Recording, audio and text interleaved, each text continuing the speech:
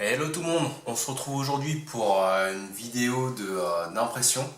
Une impression d'une vidéo que j'ai déjà fait, mais je la retourne parce que la première fois c'était pas forcément génial, c'était avec un son qui n'était pas forcément super fort et avec une vidéo qui n'était pas forcément super top non plus.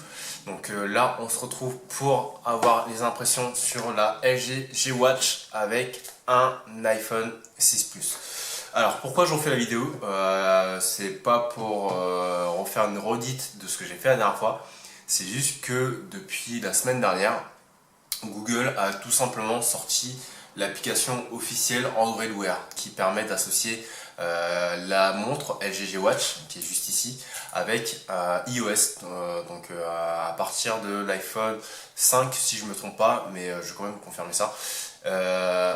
De manière officielle. Donc pas besoin de faire des micmacs, de passer par une application où au préalable il faut l'associer avec un appareil Android pour ensuite le mettre sur un iPhone. Non, là c'est vraiment l'application de Google qui est sortie de manière tout à fait officielle et qui au jour d'aujourd'hui est normalement compatible avec une seule et unique montre, la LG G-Watch Urbane qui coûte la petite somme de 350 euros.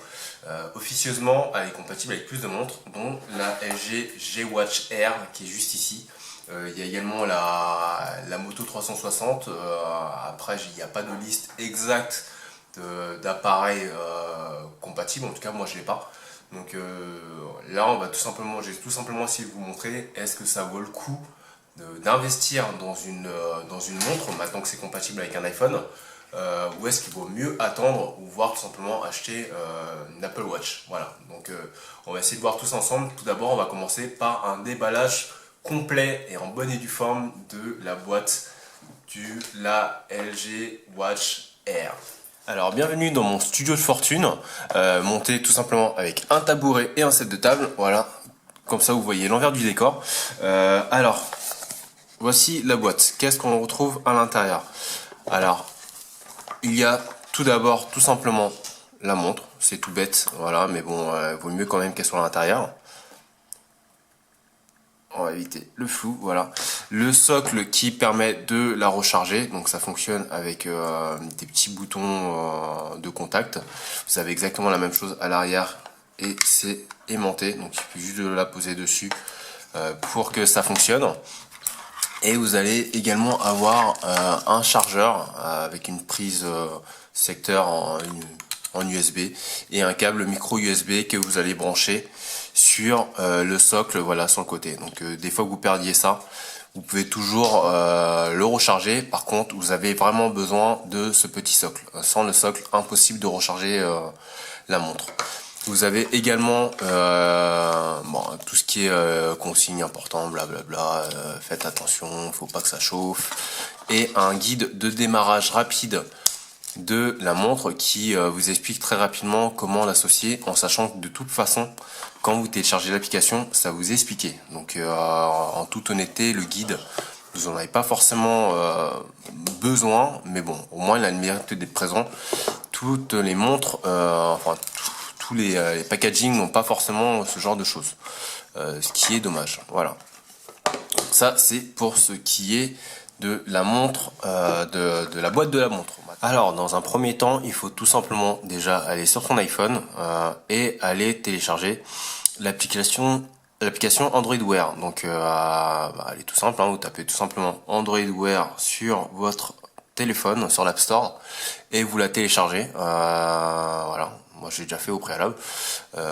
Une fois ceci fait, parce que j'avais déjà une montre d'associer avec, il suffit juste de prendre la montre en question.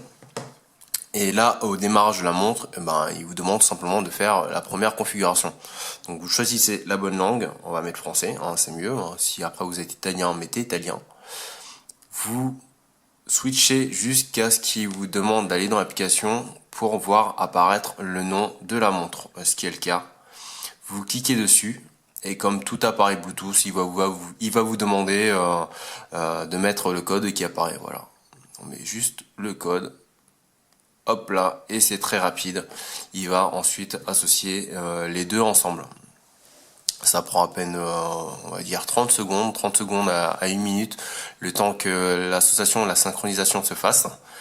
Et une fois que ceci sera fait, vous allez avoir un petit tuto très rapide sur comment utiliser la LG G Watch de manière plus approfondie. Puisque voilà, concrètement, la première fois que vous l'utilisez, vous savez pas forcément comment ça marche. Donc voilà, juste un petit tuto qui vous explique comment passer d'une carte à une autre, en quoi ça consiste, comment masquer des cartes quand vous n'avez pas l'utilité, à quoi sert le petit bouton qui est derrière, sur le côté, puisqu'effectivement vous avez un petit bouton, hein. Puisque ça reprend un petit peu les codes d'une montre. Donc voilà, ça vous explique vraiment comment tout faire de manière assez rapide sur une LG G Watch. De manière générale, sous Android Wear. Comment changer le cadran, puisque vous avez la possibilité de changer le cadran. Donc voilà. Une fois ceci fait, concrètement, vous avez votre montre. Maintenant, on vous dit, c'est génial, j'ai une montre Android Wear qui m'a coûté bien moins cher qu'une Apple Watch, puisque pour rappel, une Apple Watch au minimum c'est 399 euros, prix neuf en magasin. Donc pourquoi aller à payer quelque chose aussi cher quand je peux avoir une montre connectée de bonne facture et qui fonctionne avec mon iPhone. Et c'est là qu'arrive la désillusion, puisque concrètement, en l'état actuel, enfin au jour d'aujourd'hui, l'application Android Wear n'est qu'en 1.0. L'application et les montres connectées ne vous permettent d'avoir que les notifications. Voilà. Donc vous êtes averti quand vous avez un SMS avec le SMS en question. Vous êtes averti quand vous avez un mail ou une notification d'une application ou ce genre de choses. Mais contrairement à ce qu'on peut faire sur une montre Android Wear qui avec un téléphone Android, là ça s'arrête juste à ça.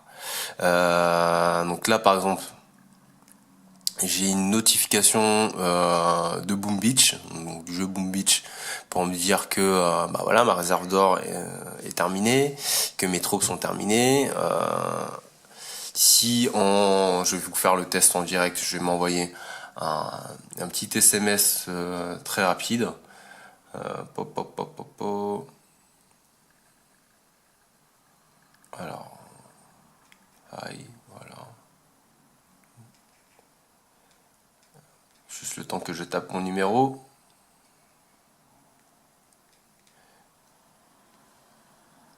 Voilà, donc je m'envoie un SMS sur mon iPhone. Je vais recevoir la notification, voilà. Je sais pas si on voit bien. Mais j'ai reçu la notification. Concrètement, j'ai juste une notification qui me dit comme quoi j'ai le message. Par contre, la seule possibilité que j'ai, c'est boucler l'application. En temps normal sur Android, en tout cas associé avec un téléphone Android, je peux répondre. Il me suffit juste de faire un OK Google, la montre me reconnaît et me permet après derrière de répondre. De la même façon, en temps normal, je peux envoyer un SMS juste en faisant un OK Google avec la montre. Là concrètement, le OK Google va juste s'arrêter à faire une petite recherche avec la montre, me programmer un rappel ou ce genre de choses. Donc là, c'est vraiment très très très restreint. Pareil, si on m'appelle, je vais vous faire le test devant vous. Je vais avoir une notification comme quoi on m'a appelé. Voilà, je vais m'appeler. La montre va me prévenir. Voilà, ça sonne, la montre me prévient. Donc j'ai la possibilité de décrocher ou de raccrocher, ce qui en soi peut être utile si vous voulez raccrocher assez rapidement alors que vous êtes en réunion. Par contre, si je fais décrocher, voilà, ça décroche sur mon téléphone et ça s'arrête là. Je peux pas parler avec la montre. Bon, réellement, pour être honnête avec vous, je ne crois pas que ce soit possible de parler avec la montre avec un téléphone Android. Mais voilà quoi, on est déjà très restreint. Contrairement à un Apple Watch où on peut le faire. Ensuite, vous allez avoir quelques applications qui sont intégrées à l'intérieur, puisqu'en fait l'intérêt d'une montre connectée, qu'elle soit sur Android ou qu'elle soit d'Apple, enfin une bonne montre connectée, c'est de pouvoir y ajouter certaines applications. Donc pouvoir y ajouter par exemple l'application de sa banque pour pouvoir consulter assez rapidement ses comptes en banque, une application de running pour pouvoir suivre son parcours pendant qu'on court, le nombre de kilomètres qu'on a fait, ce genre de choses, vous aurez compris le principe. Là, sur iOS, c'est pas possible, tout simplement parce qu'au jour d'aujourd'hui, c'est quelque chose qui est bloqué et qui est restreint.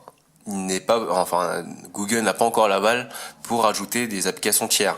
Donc ils ont juste intégré certaines applications qui sont des applications Google, mais qui sont ultra restreintes. Donc vous allez avoir traduction, vous allez avoir tout ce qui est planning, vous allez avoir la météo, un petit minuteur, Google à proprement parler, et Google Fit, qui est une sorte de suivi de santé, mais en ultra restreint. Concrètement, faut que j'arrête de dire concrètement. Ça va vous donner un historique du nombre de pas que vous avez fait dans la journée, en essayant de vous donner un objectif que vous avez la possibilité de modifier.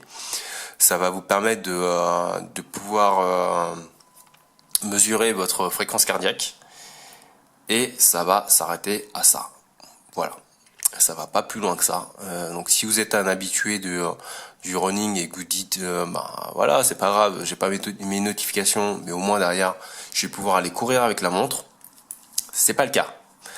C'est vraiment juste pour avoir vous mettre un petit objectif sur le nombre de pas, mais ça va vraiment pas plus loin que ça. Faut pas vous dire que ça sera un complément santé vraiment poussé pour vous remettre en forme. Voilà, tout simplement, j'ai rien d'autre à dire. C'est vraiment très restreint. Je vais quand même essayer de faire un petit test avec vous d'un OK Google. Mais c'est voilà, là je viens de dire OK Google, il vient de me reconnaître. Donc par exemple, OK Google. Voilà, donc là il me remet l'application Google. Je vais en faire un autre. OK Google. Comment s'appelle le président de la République en France? Donc voilà, ça y est, pas de problème. Si je veux faire une recherche, il peut me le faire. Il m'a retrouvé là par exemple un article sur Google me disant qui est le nouveau président de la République. Par contre, l'info, il va pas me l'ouvrir sur la montre. Il va me l'ouvrir sur le téléphone.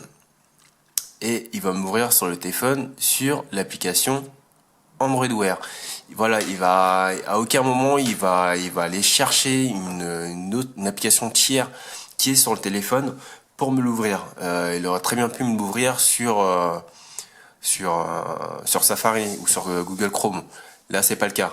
Tout simplement parce qu'il ne sait pas si sur mon téléphone j'ai Google Chrome.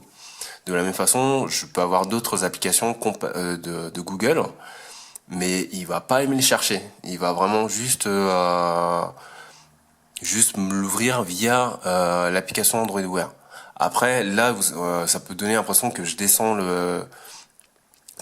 la montre. C'est pas aussi restreint que ça. Vous avez quand même certaines possibilités. On reste sur une montre connectée. Admettons, là, je vais écouter de la musique. Voilà. Je vais lancer une piste au hasard.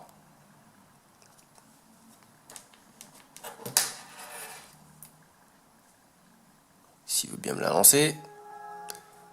Voilà. Et sur la montre, je me retrouve avec la musique qui est lancée et une petite télécommande.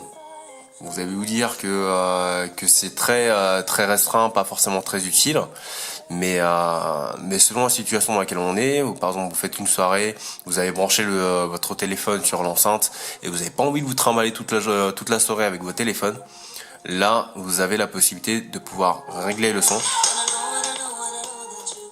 ou tout simplement de mettre en pause, ou de passer à la piste suivante. Par contre, vous n'allez pas vraiment pouvoir sélectionner la piste que vous souhaitez. Il faut avoir une playlist qui est définie ou vous jouez un album, voilà. Ça, après, ce n'est pas restreint qu'à l'application musique. Admettons, voilà, je regarde Netflix. Je regarde Netflix et j'ai une Chromecast branchée sur ma télé ou encore tout simplement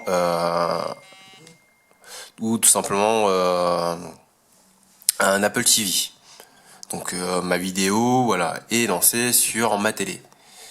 Maintenant, j'ai posé mon téléphone. J'ai pas envie de me le trimballer en permanence alors que je regarde la télé.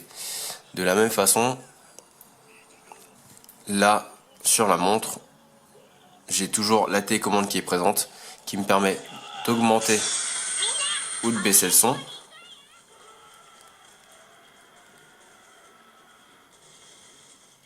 Ou tout simplement de mettre en pause. Voilà. Donc on peut le voir comme du gadget. Après concrètement, c'est vrai qu'il faut que j'arrête de dire concrètement. C'est vrai qu'une montre connectée, c'est pas un indispensable de la vie. Surtout juste pour s'en servir de télécommande. Ça fait cher la télécommande si on investit 200 € dedans. Mais voilà, c'est le genre de choses qui reste quand même très sympa. On va pas l'acheter juste pour ça. Par contre, quand on l'a, c'est cool. Là, c'est exemple de Netflix, mais ça marchera avec n'importe quelle vidéo. À partir du moment qu'il va détecter qu'il y a un lecteur qui est en cours, il va me le lancer. Voilà, on reste vraiment très restreint. Ce qui est dommage, c'est que là, par exemple, la même chose avec un téléphone Android, j'aurais pu envoyer un SMS, j'aurais fait un OK Google, il m'aurait demandé si je envoyais un SMS, si je veux appeler quelqu'un. J'aurais pu consulter mes comptes directement sur la montre. J'aurais pu avoir une application de running synchronisée avec la montre et du coup avoir vraiment mes kilométrages, enfin nombre de kilomètres que j'ai fait sur la montre. Là, avec un iPhone, pour l'instant, c'est pas le cas. Donc, c'est une application qui est très récente. Elle est disponible que depuis une semaine. Voilà, là, pour l'instant, c'est juste pour vous dire. Si vous attendiez vraiment ça pour aller acheter une montre sur Android Wear et l'associer avec votre iPhone, ne le faites pas. Si vous avez la possibilité d'en avoir une à pas cher ou d'en avoir une gratos, foncez. Voilà, c'est un petit complément. Ça fera tout autant, voire plus que ce que vous propose une montre connectée, on va dire, à 50 €, voire à une centaine d'euros. Par contre, moi je vous conseille vraiment pas d'investir. Là, celle que j'ai, c'est une montre de prêt que m'a passé le boulot. Mais en aucun cas, je serais allé investir pour 200 €, puisque ce modèle-là coûte 200 € pour avoir juste ceci. Après, vous avez quand même pas mal de personnalisation. Vous pouvez choisir le cadran que vous souhaitez, comme sur Android. Vous avez la possibilité de faire certains réglages directement sur l'application pour vous mettre un rappel dessus, pour avoir plus de cadrans, puisque on peut quand même aller télécharger quelques cadrans supplémentaires. Il n'y en a pas énormément, mais ça a le mérite d'être là. Et je pense que il y en aura d'autres dans le futur. Mais c'est très restreint, voilà. Même sur l'application, en temps normal, il est possible de pouvoir simuler certaines choses depuis l'application pour faire un test. Admettons vouloir faire un test pour voir comment ça donne quand on a un SMS qui arrive sur l'application, sur la montre, un appel qui arrive sur la montre. Là, c'est pas possible. Donc même l'application en elle-même est très restreinte. Mais voilà, je me répète, c'est quelque chose qui vient juste d'apparaître, ça date d'à peine une semaine et encore, donc je pense que Google le mettra à jour quand ils le pourront. Pour ça, je pense qu'Apple doit donner la certification pour qu'ils aient accès aux applications tiers et ça sera pas donné puisque c'est vraiment de la concurrence sur leur propre marché, oui, on va dire ça. Après, là, c'est des impressions que je donne sur l'Android Wear et sur la montre. Après, personnellement, j'ai pas testé l'Apple Watch. Donc même si sur le papier l'Apple Watch propose de faire beaucoup plus que ce que permet de faire une montre sur Android Wear avec un iPhone, pour certains ça restera tout aussi gadget et cher pour ce qu'apporte une montre. Voilà, si vous n'êtes pas attiré de manière générale par le produit de la montre connectée, c'est sûr que ça vous donnera pas plus envie de l'acheter. Là, c'est vraiment juste pour essayer de vous donner mon ressenti à moi par rapport à la montre avec un iPhone, avec l'application officielle de Google, à défaut vraiment de pouvoir le tester avec une vraie Apple Watch. Donc vous l'aurez compris, je suis pas 100% fan du rendu de l'Android Wear sur un iPhone. C'est pas catastrophique. Honnêtement, il y a des montres connectées qui sont bien pires que ça. Et honnêtement, pour en avoir testé quelques-unes au boulot, il y en a vraiment des bien pires. Après, c'est clairement pas la joie. C'est pas du niveau de ce que peut proposer Apple avec sa propre montre, même si on est plus cher. En sachant que de toute façon, la montre qui est censée être annoncée compatible officiellement avec un iPhone, même si c'est pas le cas, coûte 350 €.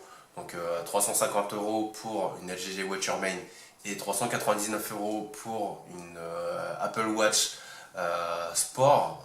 Honnêtement, par la différence de prix qu'il y a sur des produits aussi chers, autant rajouter 50 €, avoir la montre d'Apple si vous voulez vraiment une montre connectée et avoir quelque chose qui fera plus. Après, c'est vrai que voilà, là comme je vous l'ai dit, la G Watch Air fonctionne avec un iPhone 6 et coûte 200 € au prix que vous trouverez sur la majorité des sites, si je ne me trompe pas. Par contre, on restera quand même sur quelque chose de très restreint, même à 200 €, ça fait cher payer. Donc voilà, moi c'était mon ressenti sur la G Watch Air, qui reste quand même une très belle montre Android, hein. On est sur quelque chose qui est vraiment sympa, hein. Sauf le bracelet qui fait ultra cheap, mais vous avez la possibilité de changer. C'est l'un des avantages vraiment sur cette montre connectée. C'est pas le cas sur toutes les montres. Donc si le bracelet vraiment ne vous plaît pas, vous pouvez changer soit par un bracelet de la marque, puisque LG fait d'autres bracelets, soit simplement aller chez un horloger, dans une bijouterie, et prendre un bracelet qui vous plaît beaucoup plus que celui d'origine. Donc voilà, c'était la LG G Watch Air. J'espère pouvoir faire d'autres vidéos. Je ne sais pas si ça sera dans le même genre, je ne sais pas si celle-ci vous a plu, mais j'espère pouvoir en faire d'autres un peu sur le même style de test d'objets un peu connect. J'en ai pas tout le temps à disposition, mais quand j'en ai, j'essaierai de le faire. N'oubliez pas, si cette vidéo vous a plu, n'hésitez pas à la liker, à la partager, ou tout simplement à me redonner vos ressentis dans les commentaires. Vous pouvez également me suivre sur ma page Facebook, je la rappelle, c'est Clarky Kent. Voilà, j'ai rien d'autre à dire. Juste à la prochaine pour d'autres vidéos. Ciao à tous!